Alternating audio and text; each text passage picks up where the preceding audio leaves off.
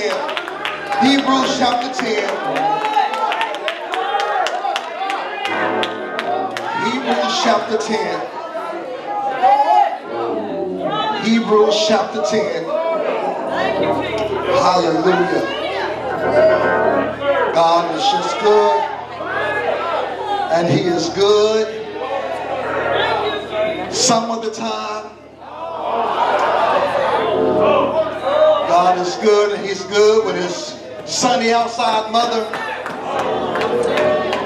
God is good only when the rain is pouring down outside, but no, God is good all the time.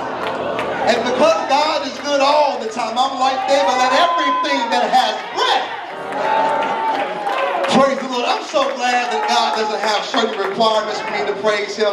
I can be bald-headed and praise Him. I can have a stomach and praise Him. I can have long hair and drape it and praise Him. He says all you need to qualify, just have breath in your body. And the last time I checked, there's nobody lying out in front of me. All of us in here have breath in our bodies. And because we have breath in our bodies and He's allowed us to see another day, this is reason enough for us to pause right now and just tell God, thank you. Oh, I don't know what you have coming up this week, but if you can pause right now and just say, God, I thank you. Ooh, as my mama would say, I thank you, because things are as well as they are. They could be better, but they could be worse. So I just praise God that things are as well as they are. Hebrews chapter 10. Y'all trying to start stuff today. Hebrews chapter 10. Two verses 24 and verses 25. Hebrews chapter 10. And I'm reading from the New Living Translation of the Bible. Hebrews chapter 10. When you got it, say, I got it, Pastor. If your neighbor is struggling, help them. Don't you sit there. You help them. Help them find Hebrews chapter 10. Lead them to the table of contents. Amen. Hebrews chapter 10.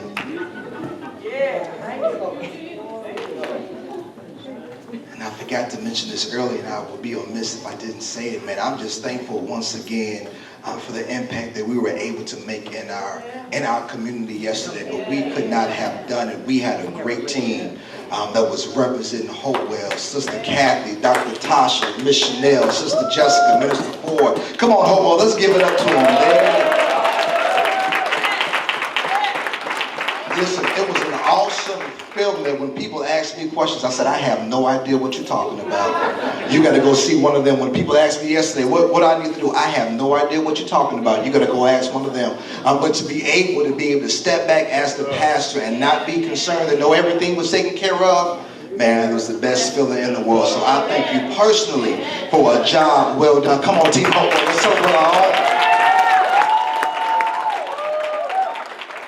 Hebrews chapter 10, verse 24 and 25. We're so glad to have with us Pastor and Lady Walker from Grace Bible Church in St. Louis, Missouri. So glad, amen, they're here worshiping with us. It reads as this: let us think of ways to motivate one another to acts of love and good work. Some versions, your version may say, let us think of ways to be able to provoke, to be able to stir up one another to acts of love and good works. Verse 25, I'm about to make some folks mad. And let us not neglect our meeting together as some people do, but encourage one another, especially now that the day of His return is drawing near. And turn to your neighbor and say, neighbor, despite what others may say, despite what may be popular now, church still matters.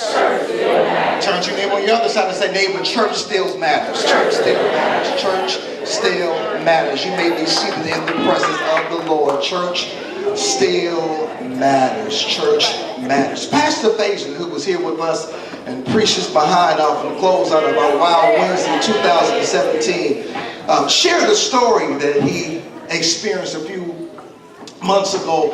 Met up with an old friend that he went to high school with, and this friend was a gifted football player.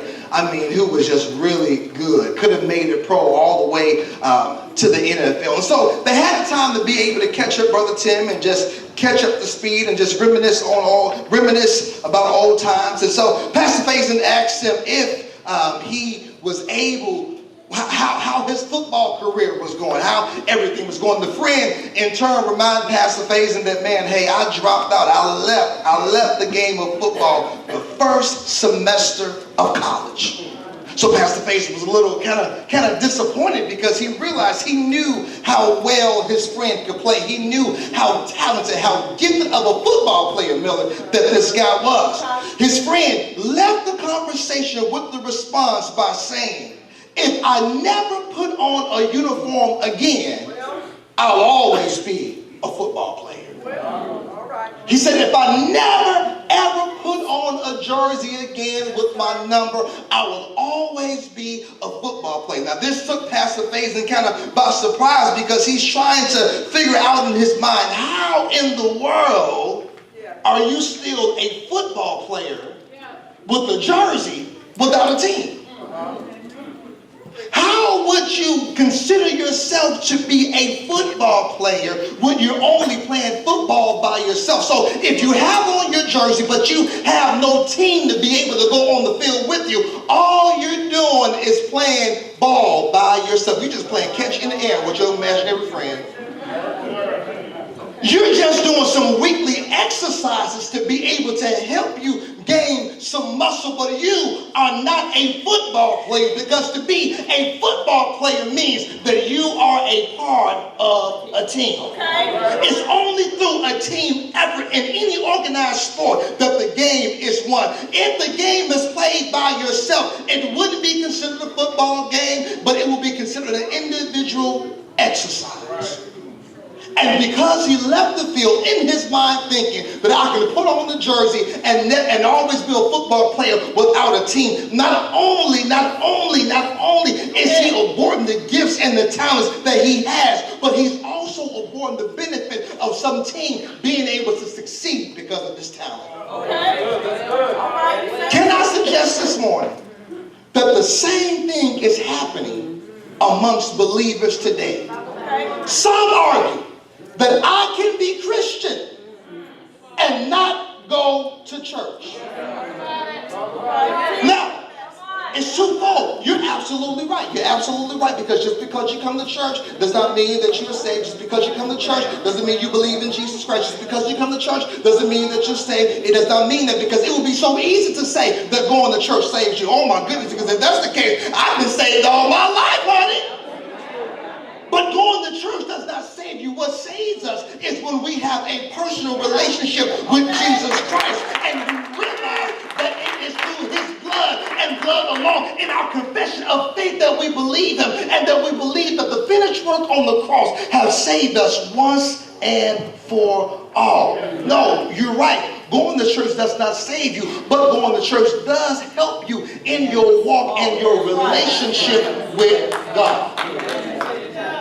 So contrary to the popular things now, with the promotion of live streaming, with the promotion of being able to watch TV from the comfort of your own home, with the promotion of being able to enjoy great preachers like T.D. Jakes, like Joel Osteen, and your favorite preacher in Texas or wherever. But I know those things are so tempting to be able to do and to engage in, but there is nothing like coming and being in the midst of the saints.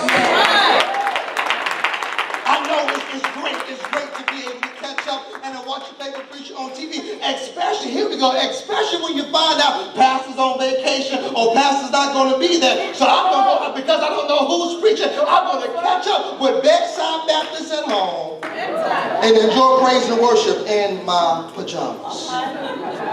Here's the thing that we have to realize, saints of God. We think that we can love Christ and neglect his bride. We think that we can be able to love Jesus Christ and have a walk and a personal relationship with him and never have to deal with church people. But here's the thing, that's not the way that God organized. That's not the way that Jesus organized for us to be able to walk out our Christian faith and our Christian walk. It was never meant for Christianity and our walk with God to be done alone. But it was made and created for us to walk out our faith in God in Christian community, which means that I'm going to, here's the thing about it, which means that I'm going to have to connect with a body of believers that believe in the whole Word of God, not just some of it, but believe in the whole big book of the Word of God. I have to go somewhere where the Bible is being taught word for word, precept by precept. I have to be at a place that has a vision, that has a mission to be able to make Jesus famous. But here's the danger of it. That means I'm going to become a part of a body, and I'm going to connect with some other jokers. Excuse me, I know we have guests, I like saying jokers. That I'm going to connect with some other jokers whose lives are messed up just as mine. And that we are going to look at the text and read the scriptures and be able to grow together in our walk with our jacked up lives. So what are you saying, Pastor? So we say, well, I don't want to go to church. Why? Because since I have my own stuff, I don't want to have to deal with my stuff and somebody else's stuff too. So to avoid all of that, I'm going to love Jesus in my own bubble. I'm going to love him because I love him, saints. I love him.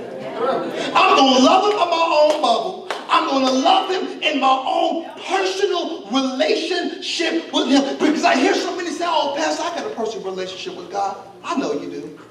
Oh, Pastor, I love God, so I don't have to be at church. But to say that, which means that God has lied in his word and what he told us, that we are not to forsake coming together. But there's a purpose. Somebody said there's a purpose. There's a purpose when we come together as a body of believers. There's something that God wants to do in us, that he wants to use the church as a catalyst, as a conduit, as a place for us to be able to grow in our personal walk and relationship with him.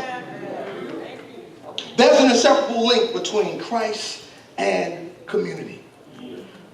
The church is where God uses this connection to cause us to practice in bringing help to our city, restoration to our community, and hope to our world. The church is the hub that God uses for us as believers to come together with our gifts, with our talents, and our abilities to be able to sharpen each other, to magnify God, to honor God, and to be able to bless each other. Our vertical relationship with God should affect our horizontal relationship with those that we are around. If your personal relationship with God is real, if your personal walk with God is true, that means that there should be something in you, in your connection with God, in your personal relationship with God, that extends in your horizontal relationship with those that you deal with every day. How can you say, the Bible says, how can you say that you love God, but yet hate your neighbor that you encounter every day? Our personal walk with God was never meant to be walked out on an individual basis, but it was meant to be able to walk out in community. Real quick, as I already tell them, getting on your nerves. Two reasons why we must make church a priority in our lives. Two reasons why, and it's right there in the text. The first reason, when I look at verse 24, it says, let us think of ways to motivate one another to acts of love and good works. One reason why that we must make church a priority in our lives and that church matters is because we come here to stir one another. We come here to stir one another. Now, some versions say provoke, some versions say stir, but really when you go back and you look at the Greek meaning of the word, it means to irritate. It means to irritate.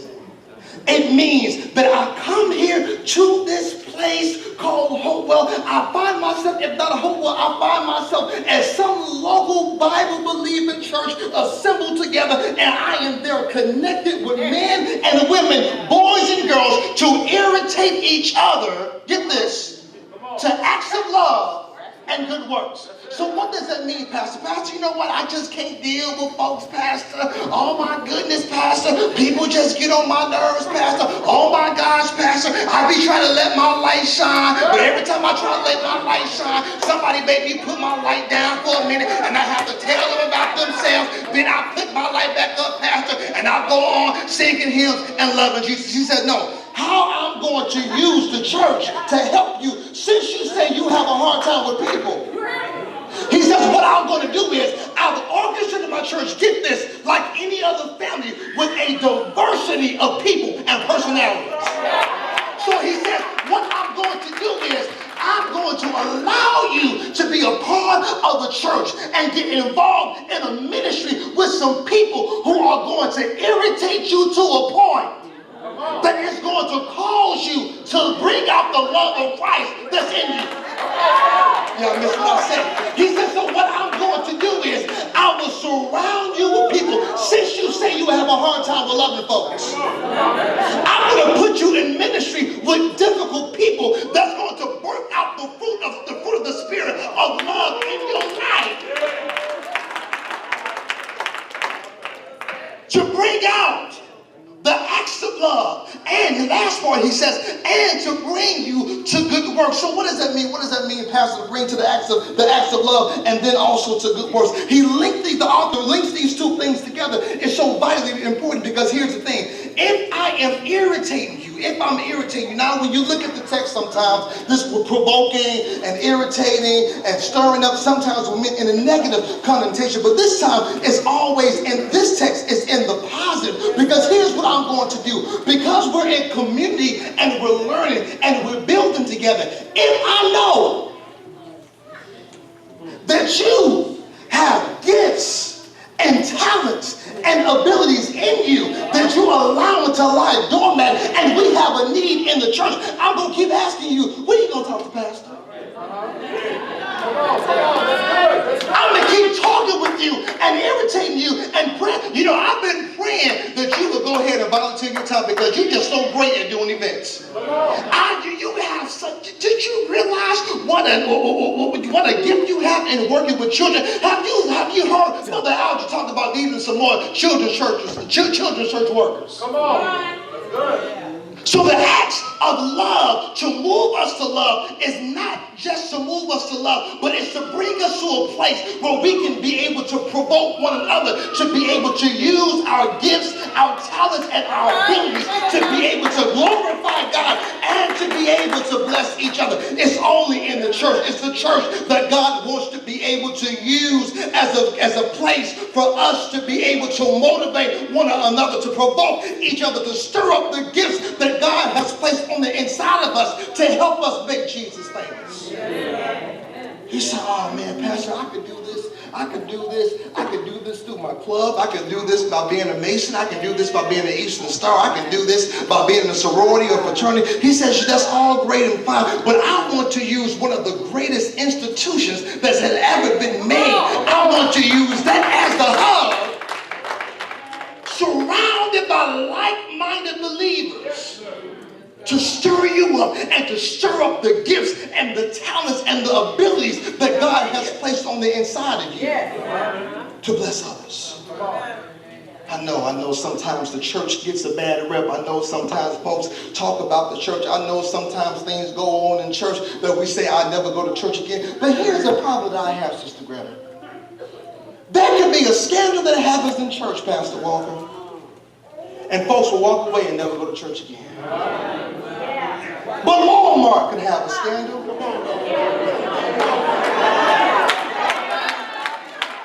Can you believe what happened at Carbondale Walmart? No, that's why I go to Carbondale Walmart, and that's why I go to Walmart in Murfreesboro. That was some crazy stuff that happened. I never stopped going to Walmart because of what happened.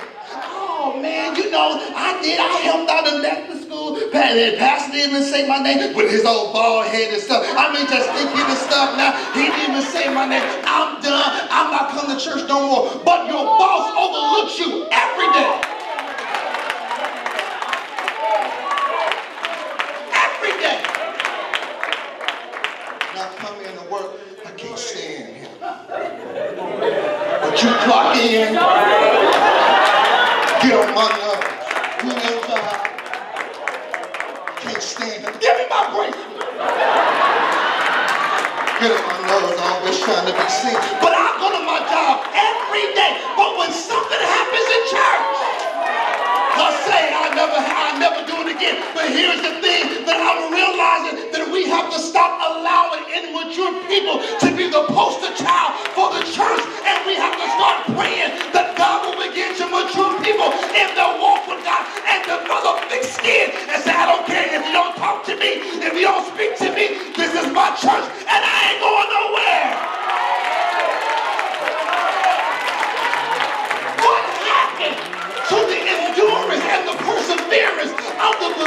believer that's not allowing any and everything to stop them from coming to church. Here's the thing that I realize: so many people go to church for different reasons, but I come here to magnify God. I came with a purpose in mind. I came to lift him up, and not just lift him up. I came to link up with my brothers and my sisters to be able to magnify. Why? I've been through hell all week, and I felt like I was all alone on my job. I felt like I was all alone at home. Nobody understood me, but I got to church, and I knew that I was going to sit by sister so-and-so, or deacon so-and-so, and when I got there, I looked at them, they looked at me. It's about to go down in 5, 4, 3, 2, 1, and we magnified God, because I didn't come for no man. I don't care who preached, the pew can preach. I don't care who preached. I need a word from God that can change my life.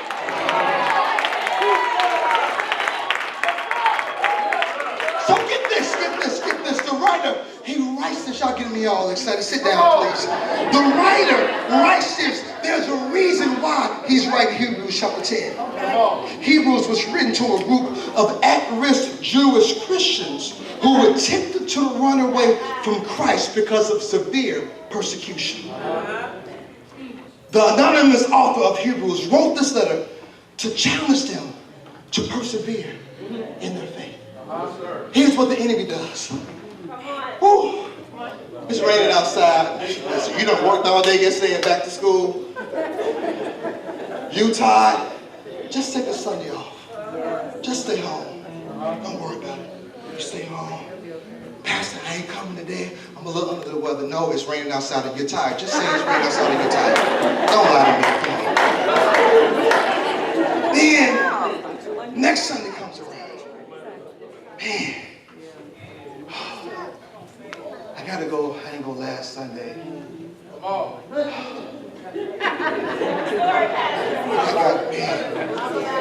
I got a half a load of laundry. I gotta get it done. So I'm gonna go ahead. I'm gonna miss this Sunday. Well, I'm gonna catch Pastor on the prayer call. Monday morning at 7. I'm gonna catch him on the prayer call. Second Sunday, third Sunday comes.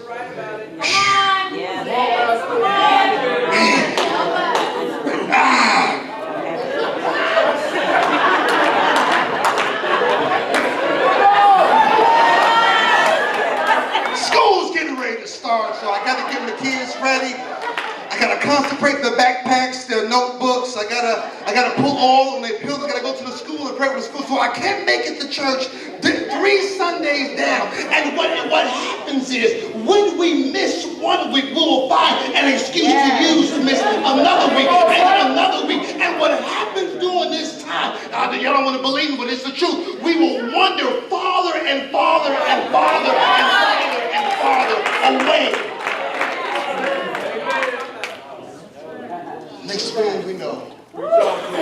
3 weeks turn into a month turn into 6 months, and it's been a year since we've been in the house of God. Don't miss what I'm saying. I'm not saying that you are not a believer if you don't come to church every time the doors are open. No, that's not what I'm saying. I'm saying that just as we go to work every day, church should be a priority in the life of a believer. Why? Because it is what God uses to be able to grow us in our faith, in our walk with him.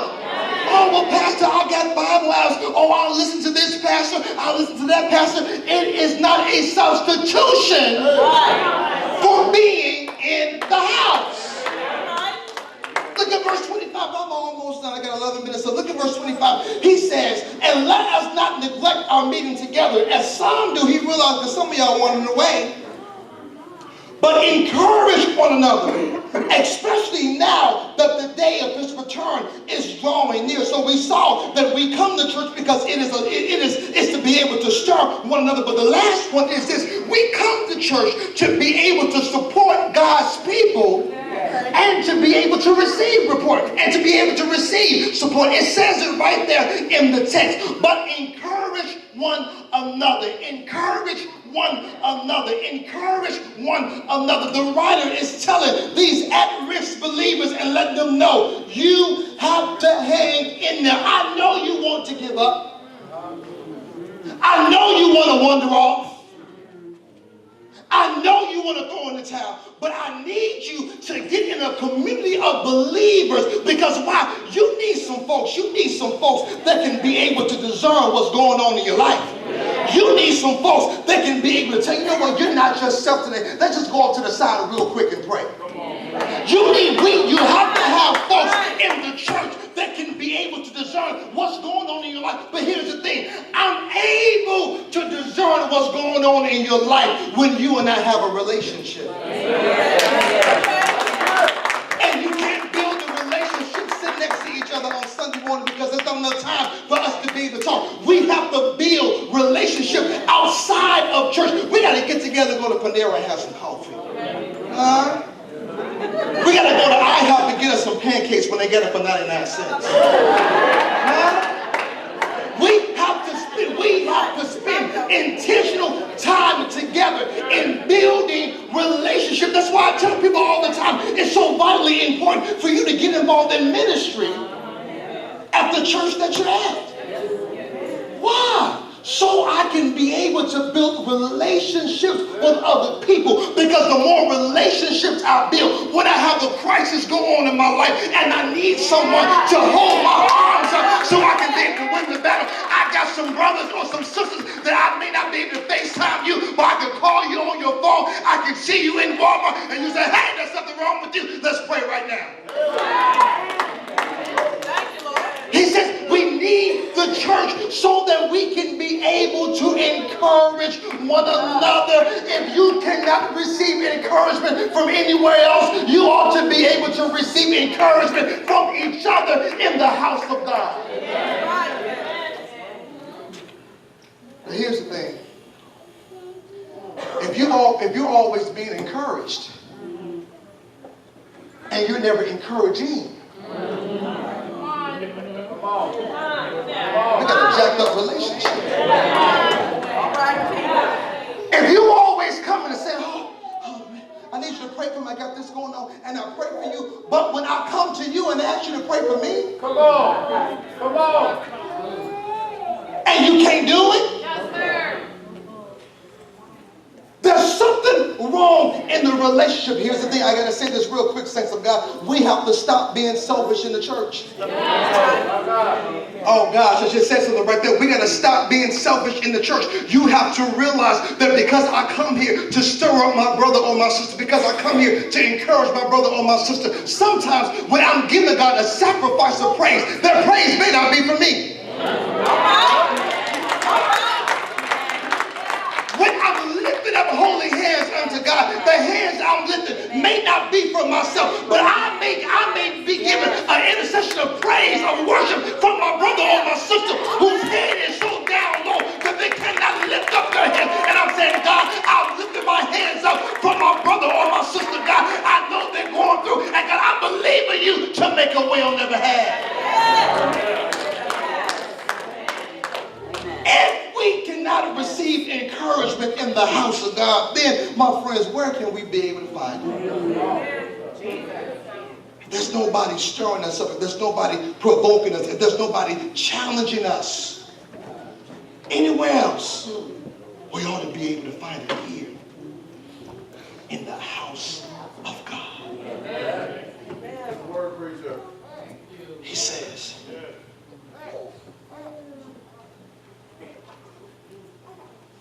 connect with other people so that you won't be overwhelmed with the journeys of life and say, I'm done and I'm going to quit. But surround yourselves with some other like-minded individuals that will be able to push you and pray you through. That's what the church is about. That's why church has to matter in the life of the believer. Going to church ain't optional for a believer. I said it. Going to church is not optional for a believer. Going to church is not optional at 511 North Carrico. Once Carrie grow up, go to college. I pray we've invested enough in her to make the right decision. But while she's at my house, I'm at church, honey. You in church too. Imagine if we transition from membership to partnership. What God could do as we make an impact in our city, restoration to our community, and hope to our world. What would happen if we transition from membership to partnership? Because there's a difference, saints, in membership and partnership. Membership means I belong to an organization, whereas partnership means I participate in what I'm a member of.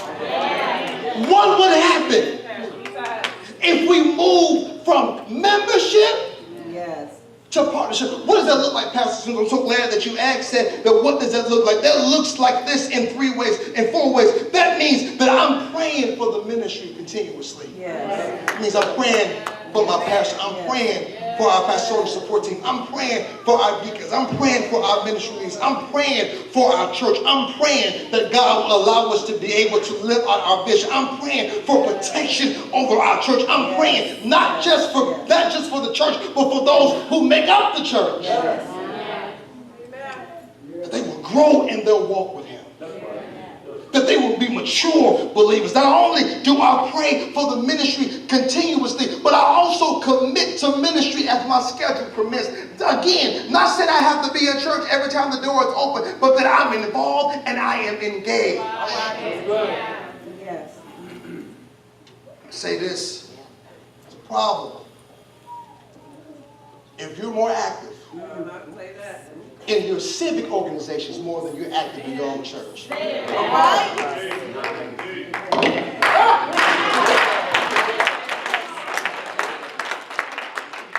Be in your groups, be in your fraternities, be in your sororities. Not knocking it all, but there's something wrong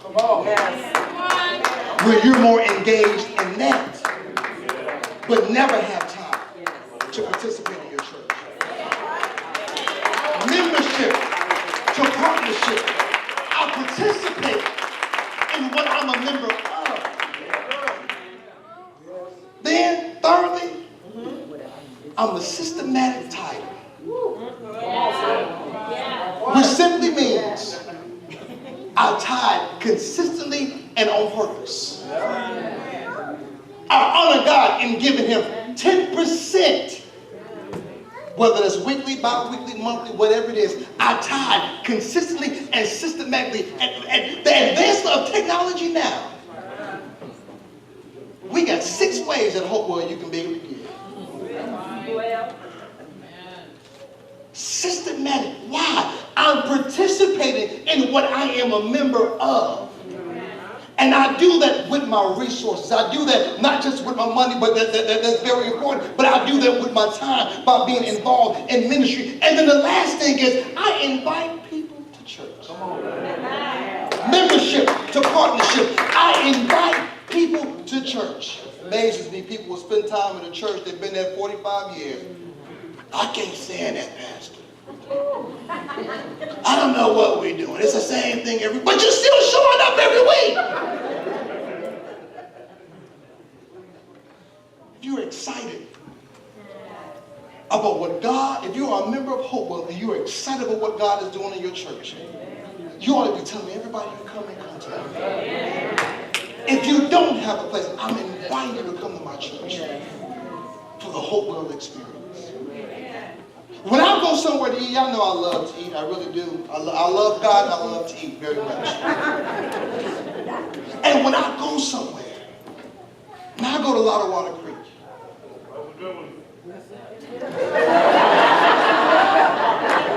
and I experience their fried pickles. When I go to Water Creek, and I experience their Arnold Palmer with the shaved ice. Yes, sir.